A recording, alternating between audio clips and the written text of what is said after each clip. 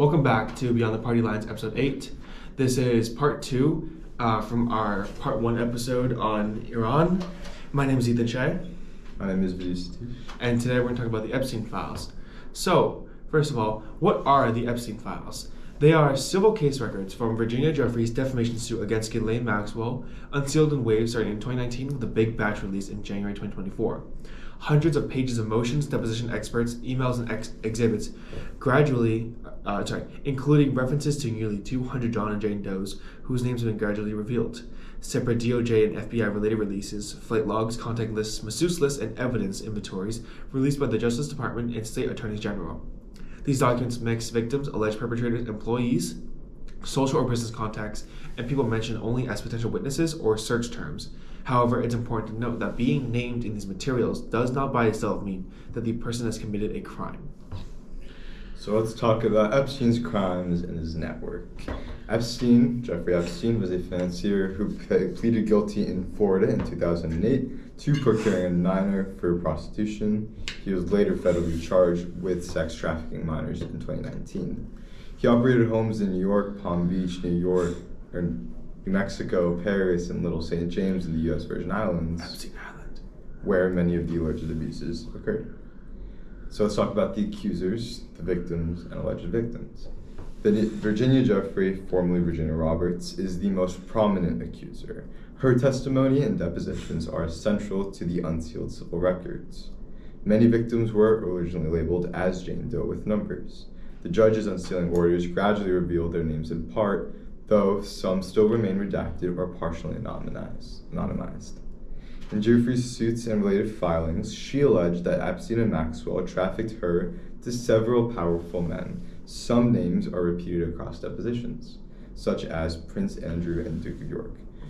Former Duke of York. Former Duke of York. Jeffrey alleged sexual assault, and he denied wrongdoing, but later settled a civil suit without admitting liability, as well as several other prominent men appearing in her allegations or in questions, though not all names are backed by independent evidence, and some claims have been contested or withdrawn. Now, courts and major outlets repeatedly emphasize that allegations in civil filings are not criminal convictions, and that many accused figures deny wrongdoing. High-profile people are mentioned in the Epstein files, but are not charged. The files and related releases refer to a long list of politicians, business leaders, scientists, and celebrities in various ways: flight logs, contact lists, email exchanges, or third-party testimony. Examples from recent unsealings include former U.S. presidents and senior politicians, such as Bill Clinton, repeatedly referenced in civil documents identified as Doe 36 in Jeffrey Maxwell's filings, for having flown on Epstein's jet and visited properties. He denies knowing or participating in any abuse. As well as Donald Trump, shown by newly released flight log-related emails to have flown on Epstein's plane multiple times in the 1990s. The documents do not allege crimes by him, or did not allege crimes by him until recently. Foreign leaders, such as Prince Andrew and Ehud Barak, a former Israeli prime minister, appears frequently as a longtime contact who visited Epstein. He said that he has not seen any misconduct, however. January 2024, a federal judge ordered the unsealing of over 200 documents from the Jeffrey Maxwell case, exposing the identities or roles of around 150 to 200 people. These documents mostly consist of accuser testimony describing abuse by Epstein and in some instances by other men, emails and letters that show who was in contact with Epstein and Maxwell and in what context, lists of potential witnesses, search terms, and discovery disputes, and late 2025 and 2026, early 2026, DOJ-related releases added more flight logs, contact lists, and internal communications. For example, a prosecutor's email about Trump's flight count and inventories of evidence collected from properties. Judge orders and major outlets note that while the material is disturbing and details extensive sexual exploitation, it provides little, if any, new fodder for some conspiracy theories about what vast hidden lists beyond what has already been publicly reported. So, obviously, while it's important for DOJ to prosecute any and every investigate any alleged perpetrator in these crimes. I think the most important person in the accused is Donald Trump, as he is, the leader of the free world. So let's focus a little bit more on him and his documented contacts and travel.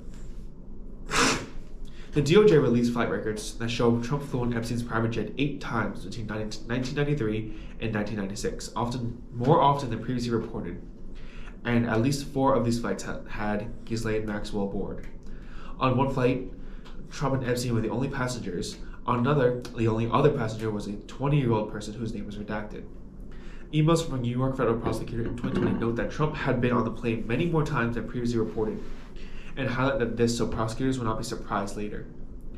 His name appears in thousands of references across roughly 3 million released files on flight logs, in correspondence, and in internal DOJ FBI documents. These files include an FBI tip inventory listing Trump among men named in salacious allegations, including claims of sexual misconduct involving girls as young as 13 to 14 and supposed sex parties with Epstein.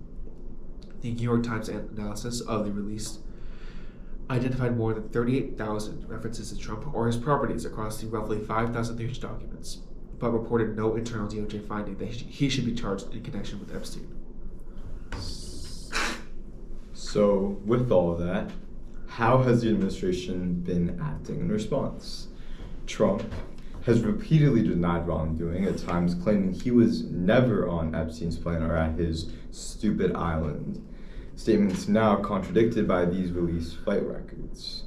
He said that he had a falling out with Epstein around 2004 and has described Epstein as a creep. During and after the 2024 campaign, Trump pledged to release the Epstein-related files. After taking office, he directed Attorney General Pam Bondi to review them, and in 2025, he signed the Epstein Files Transparency Act, mandating broader DOJ disclosure of Epstein records.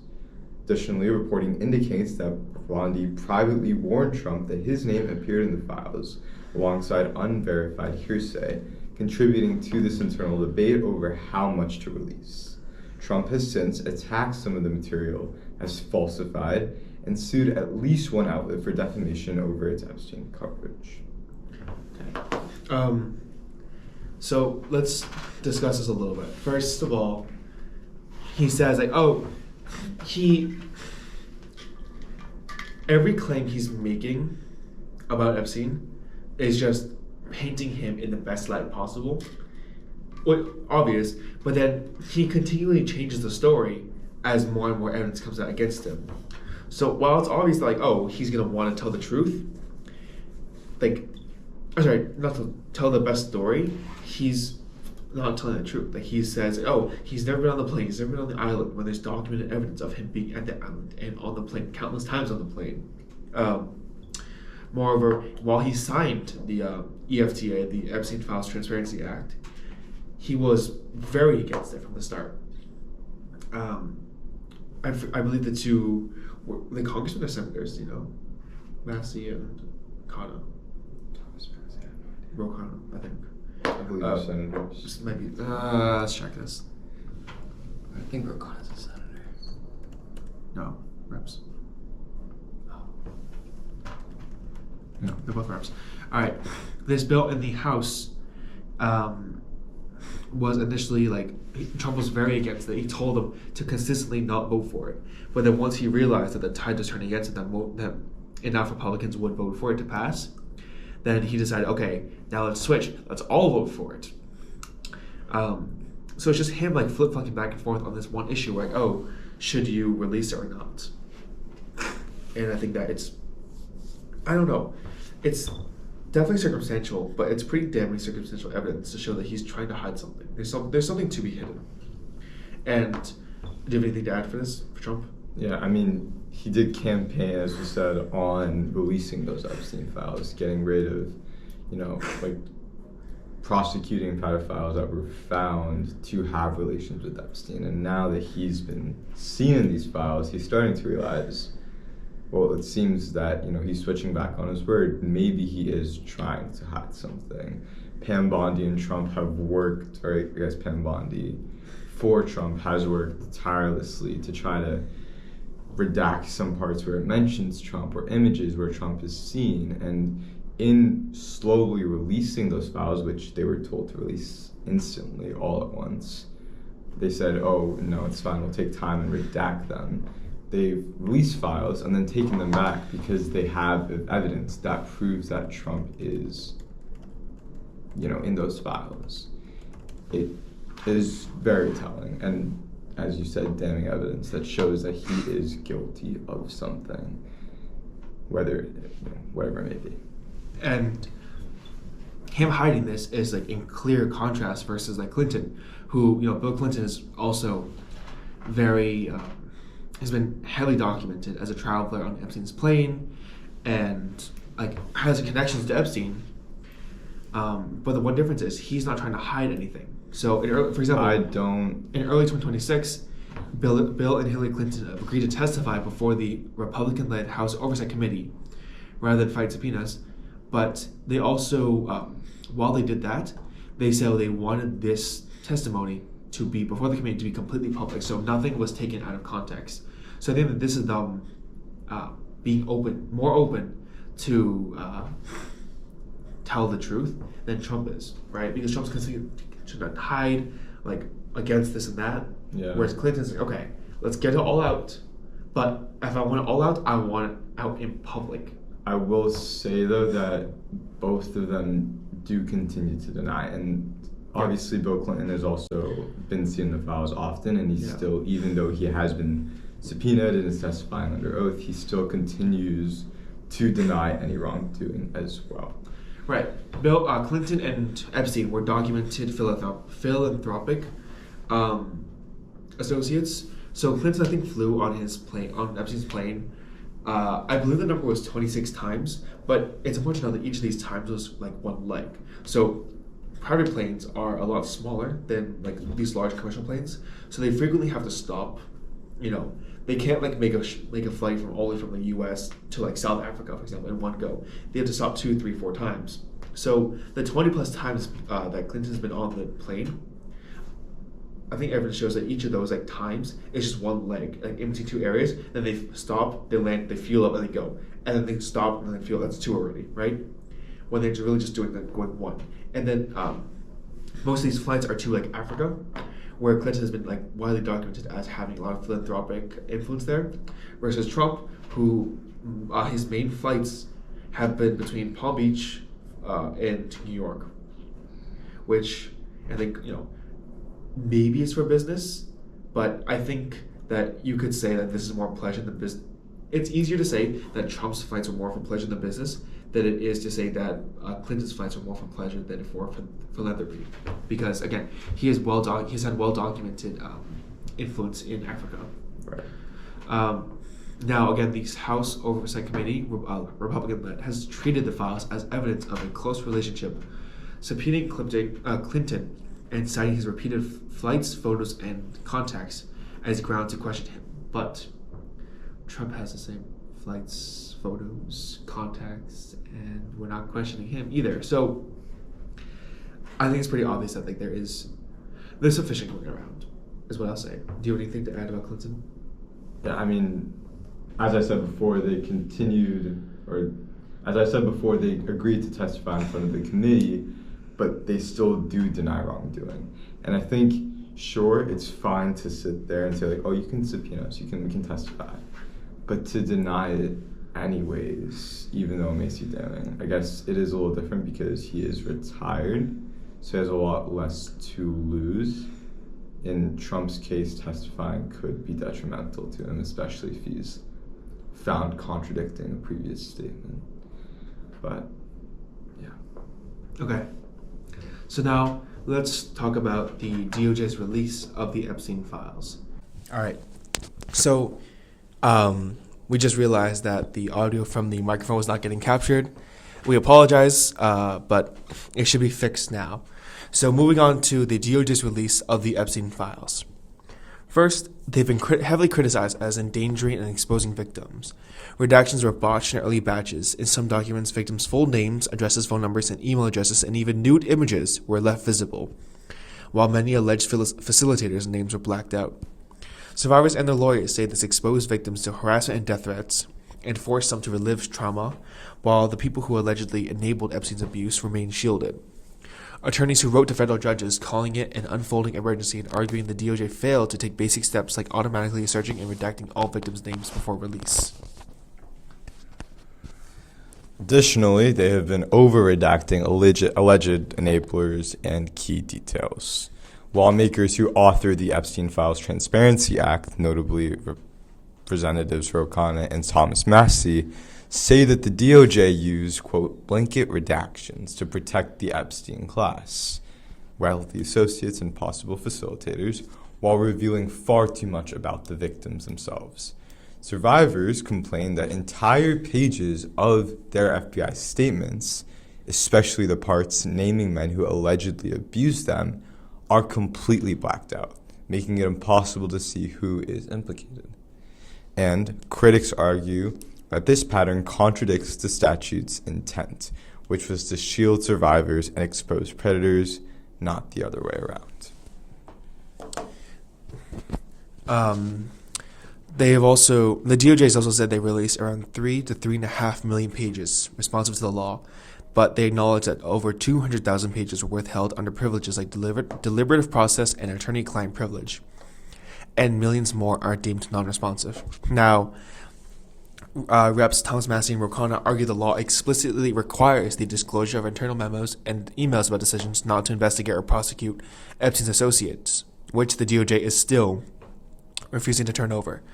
And this has fueled accusations of a cover-up, or at least malicious compliance, which ticks the legal box formally ticking the legal box while keeping the most sensitive internal decision-making out of view. And another criticism is their timing and tactics for document dumps. The DOJ waited until the statutory deadline to begin releasing documents and then pushed out millions of pages in huge batches, which made it difficult for the public, press, or Congress to systematically review them. And commentators say this data dump strategy hides important material in sheer volume and takes advantage of the attention economy because there's too much for anyone to fully dig through before the news cycle can move on. Now let's talk about survivors' broader critiques. They're publishing victims, shielding predators. They say the pattern of leaking names and images of victims while hiding alleged abusers signifies, quote, a complete failure of justice. They argue that the DOJ is treating the file release as a procedural box to check, rather than as part of a good faith effort to finally expose the full network that enabled Epstein, restore trust, and give survivors the transparency that they were promised. It's important to note that the law was initially designed to expose predators and protect victims. And it seems to have done the DOJ's release of the file seems to have done the exact opposite, protecting the predators and openly violating the privacy that the victims had and further traumatizing them with this experience. The DOJ told Congress that it would also let members review unredacted versions of the roughly 3.5 million pages it already released publicly, but only on DOJ computers in a reading room at Main Justice in Washington, D.C. Now, you can look at what these members did, what the specific requirements they had to do was, they had to do up yourself. But the gist is that they had to access them personally. They had to go themselves. They couldn't bring any phones and electronics. It's just a individual, the senator or representative, going to a reading room with a computer with their own login, with a pen and paper, nothing else, no electronics, nothing.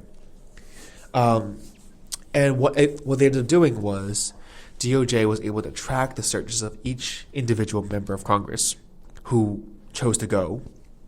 And revealed that they had been tracking these searches during one of the committee hearings. Pamela Bondi revealed that she has been copying. So my question to you is, do you think it was fair for DOJ to track the searches of these reps? Because it's shown that, while they were doing some like real work, some of them were also searching out like personal details, making sure that they or people they knew were not implicated in these files. What do you think about that? Well, I think that the Epstein files are starting to show the broader pattern of people in power being, in these Epstein files. It shows that, it shows that we don't have the people in power that we want to have in power. The people in power at the moment are, for lack of a better word, I guess, they're monsters. It's ridiculous. We got funding. We can talk about funding from AIPAC. We can talk about them being the Epstein files, right? It's bad. There's no other way to put it. Do I think it's fair for her to look through their search history? Probably not. I can understand why they would if it's for good faith, but we know that they don't act in good faith. We already know this. The administration doesn't do things because they want justice.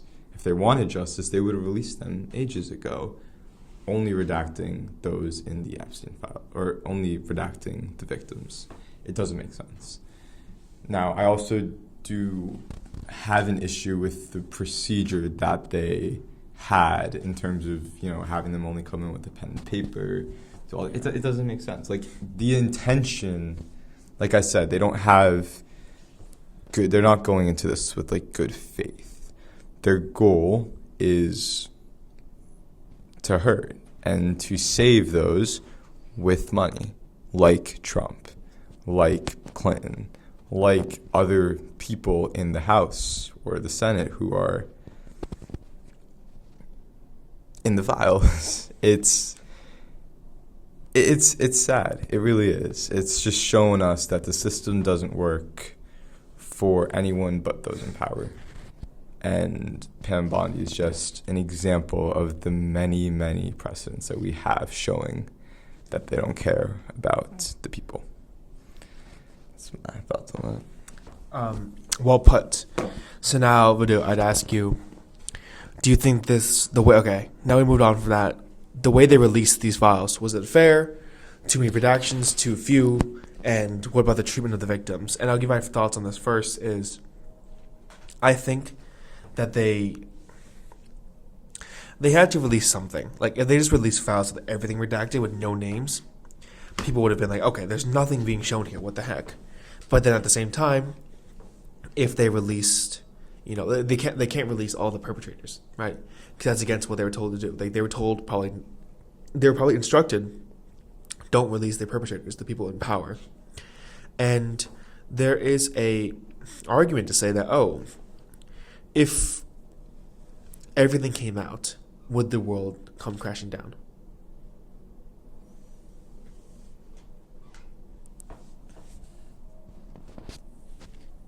I think, in my eyes, obviously, the reason isn't fair. I think it's not a matter of too many redactions or too few redactions, but I think fundamentally the wrong redactions. There have been times where people have, obviously they've released files, millions and millions of these at a time, by the way. It's difficult to go through all that at once. But more than that, they've missed places. They've looked at some files, said that's okay, but missed one little image of Trump with a bunch of, 12-year-old or 13 or whatever girls. And people have noticed that, taken screenshots, made it publicized, and then they take it down. Number one, it shows that Trump's hiding something, but also that they're messing it up. They went back, redact the part about Trump, and then put it back in because that's who they care about.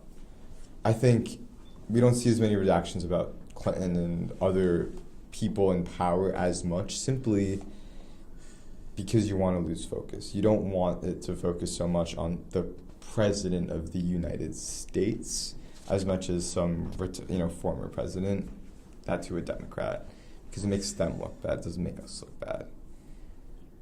But the issue is that the way they're doing it, the fact that Pam Bondi has to listen to Trump and redact the way he's told, or she's told to do it, shows that Trump, it shows the effectiveness of a spoil system. Is what this is. It's a repeat of what Andrew Jackson did back when he was president. He elected and put into power people who were close with him, those who were able to do what he told them to do. Loyalists, Kristi Noem, Pam Bondi, Pete Hegseth, like these people are not qualified. Charlie Kirk and Erica Kirk, actually, now that Charlie Kirk has passed away, is on the cabinet for the Air Force Academy. Is she? Something like that. Erica Kirk? Erica Kirk. Now that Charlie Kirk has passed away, I'm pretty sure I saw this. I saw this twice, actually. So she's on the Air Force Academy board. She is not a pilot. She is anything but a pilot. She is a mom turned CEO. And this isn't new. The person before him was an attorney general with, like, not attorney general, something like that. Might have been an attorney general with, like, so much experience. So much experience. And then you go into this presidency and you see people like Pete Hegseth, Mark Wayne Mullen now taking over for Pam Bondi, who is violent just at his core. These people aren't qualified.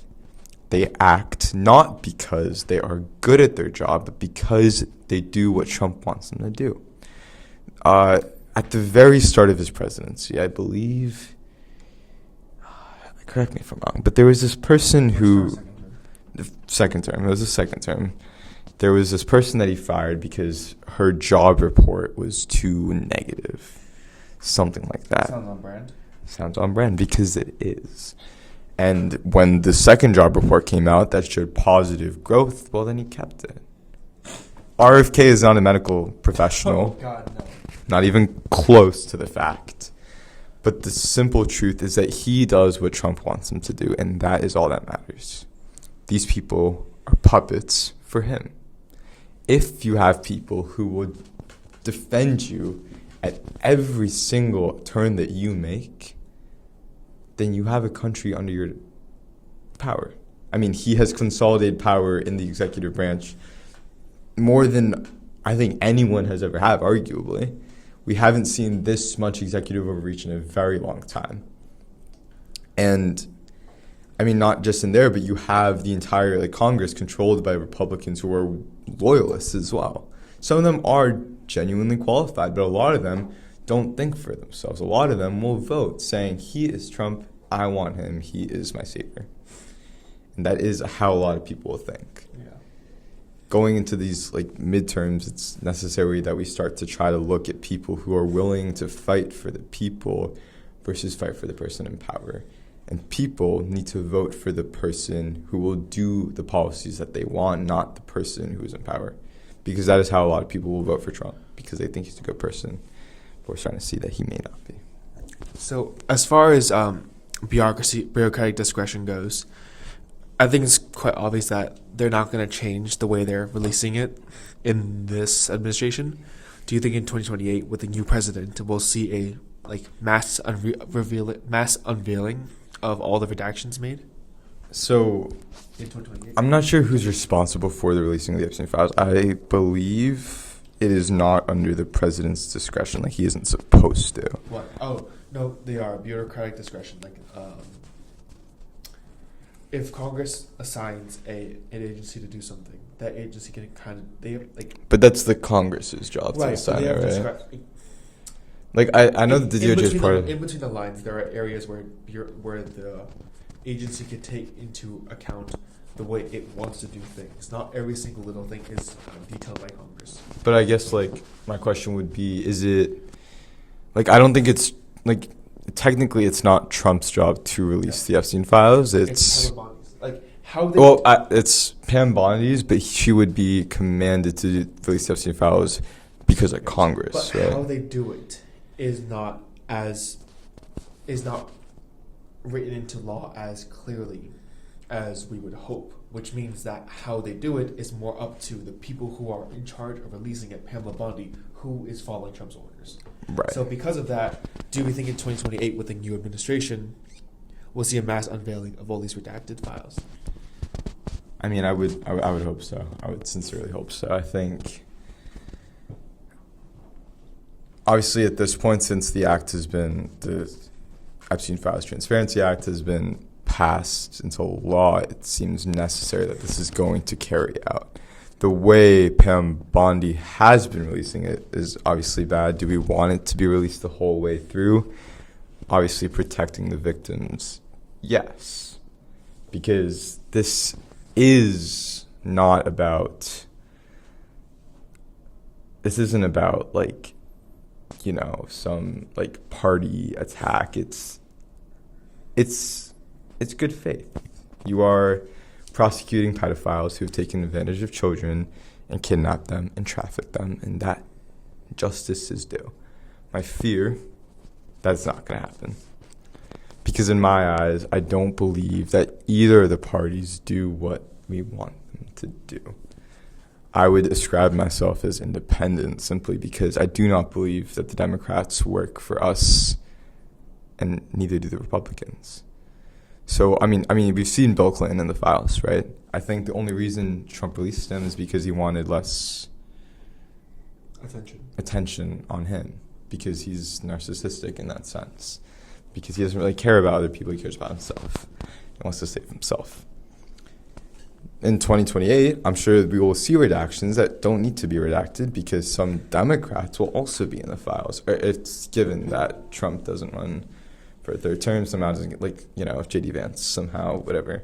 If a Democrat gets into power in 2028, I don't believe we'll see a complete proper reaction because I don't think either party serves the working class or anyone except rich people who exploit the system. In end. Well, I would hope that if a Democratic candidate were to be elected in 2028, on the basis of releasing more of the Epstein files, I hope that they would learn their lesson from how Trump's is going, how all the promises he's made, the vast majority have been broken. Now, let's talk about why Jeffrey Epstein was he able to influence a lot? Like, do we think that? Actually, let's just call it what this is. This is the conspiracy theory segment. All right, I'll ask Vidyuth a couple of quick hitting questions. Vidyuth, was Jeffrey Epstein a Mossad agent? Wait, Mossad is Israeli CIA. is he a Mossad agent? Yes. Wait, why would he be? I'm so lost. Wait, I need context. Because one, they're known for doing stuff like this, like getting influence. Because think about it, if he has all this evidence on people who are doing bad shit, Does he have evidence? he does. Because he's at the center of everything. He has all the context and all the communications for every single rich person who's trying to do bad things to these girls. So that's now influence that he has over them. My question is, he first got there by being rich. Like, do we think that he got rich? Like, because he went from a school teacher where, like, he had no qualifications and then became, like, a banker. And, like, his like, nowhere in his life does it really clearly say, like, oh, he made his money from here. That begs the question: did you just get funding from Mossad to, like, build up? He's just assigned to do this. I guess. I mean, that's not ridiculous. I guess. Like, we have a classmate who believes this, and another thing is, okay. Next question: do you think Jeffrey Epstein's alive still? Because a lot of the evidence surrounding his death, the video, the DNA, it's all sketchy. The protocol was not followed for when he was found dead. The first guy on the scene was, like, touching stuff, moving stuff around. Do we think he just got, like, a double agent? Because we see someone walking in. We see someone walking, like, there's, like, just a flash of orange in the video where he died, like, in the video of his cell. So it could just be someone else. I think it was out of like 7 or 8 cameras, only one of them was working that night. I wouldn't be surprised, and if he kept, like, the ring going, like, I honestly would not be, like, shocked at all if, like. Well, I think he's laying low now, but, like, I would have to assume, but I mean, like, I wouldn't, like, be entirely surprised if that happened, and like he and like other people in power were still like doing their whole thing. I think Obviously, laying low because he's out of jail. like you think Mossad like went to get him? Yeah, I guess they kidnapped him and brought him back. All right, so that's a little fun segment. To round out the episode, let's do an update on the Maduro thing. Jesus. Let's give an update on the kidnapping of Nicolas Maduro from last episode. So while I was at a conference a month and a half back now, just a while ago, sorry, I met the delegation from Venezuela, and I had some good conversations with them about whether or not Maduro was a good person and whether or not what we did was right. And I think that it just kind of further emphasizes my point that, like, yes, we're doing all these things that are good, but we have the potential for the negative capabilities is so high that should we still be taking these actions on Iran, on Venezuela. And Venezuela is not that much better off like right now than it was like a month ago, 2 months ago. Yeah, because you said like Maduro was like second in command or something like that, right? Yeah, one of his henchmen was just basically boosted up by the Trump administration over the group that the U.S. formally recognizes as the one who won the last election. Yeah. So, I mean... Maybe because the leader of that group won the Peace Prize, the Nobel Peace Prize, over Trump. Machado, yeah. Machado is she's strong. She's very pro-Trump. But she loves Trump. Oh. Crazy enough. It shocked me, too. I was like, oh, she's in lives in Venezuela. She was like a pro U.S. intervention. She wanted the U.S. to come in and intervene with everything. And I think U.S. intervention can help. It absolutely can. We have the resources to help people. We have the resources to do good. Right. But we don't, because there's no incentive for us to. Except for oil. Oil's a big one. Oil's just a little bit of a big one. Venezuela, seeing that, one of Maduro's henchmen probably got into power, it shows that we were probably there just for oil. Iran, probably for oil. And we'll probably continue to see this pattern of U.S. and American military interventionism for the next year or so until people realize, wait a minute, are we actually helping people? Because we're probably not. It's not like we want to help them. If you, no offense, but have you seen Donald Trump? He doesn't want to help people from the goodness of his heart. There's always some ulterior motive. And he always, goes in, kills the leader, steps, and all of a sudden, you think it's going to be better? Because it's not. That's not how it works. If you want to truly do an intervention tactic and you want to see the country succeed, you sit there with them, negotiate, figure out a new leader, create an economy that succeeds, invest into that economy, create trade deals, alliances, all of that, and only then will you see a country that succeeds. You can't just kidnap the leader and expect everything to be okay. Because crazy, I know it's not going to work. It doesn't work. Never has worked, never will work. We see this for the past 100 years, not just in Iran, not just in Venezuela, but all over the Western Hemisphere. U.S. intervention is, we like to do that because we think we're the best. And, I guess we are. But just because we're the best doesn't mean we're good. And we don't work for them. All right. And that's a wrap. Thank you for tuning in. This has been Beyond the Party Lines, Episode 8. My name is Ethan Shea. My name is Vidyuth. And we'll see you next time. Thank you.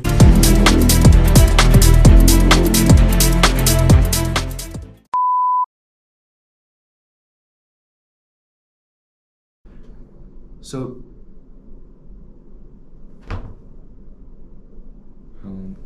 it hasn't been recording. Serious? Welcome back to the other eye. And today we're going to... Well, wait, does it capture...